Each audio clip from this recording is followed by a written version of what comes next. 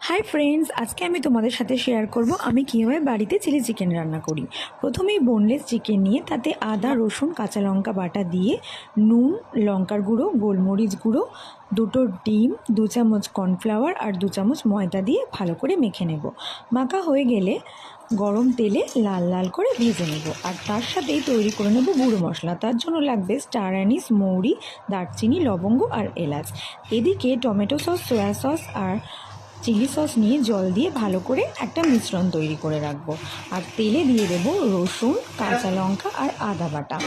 তারপরে গোল করে কেটে রাখা পেঁয়াজ আর ক্যাপসিকাম দিয়ে ভালো করে ভাজা ভাজা করে নিয়ে তাতে ভেজে রাখা চিকেনটা দিয়ে দেবো। খানিকক্ষণ ভাজা ভাজা হয়ে গেলে জলে গুলে রাখা সসগুলো দিয়ে দেবো। আর দরকার হলে কিছুটা জল দিয়ে দেবো। আর উপর থেকে ছড়িয়ে দেবো সেই ভাজা মশলার গুঁড়ো। সব শেষে এটাকে ঠিক করার জন্য কর্নফ্লাওয়ার জলে গুলে সেটাও দিয়ে দেবো।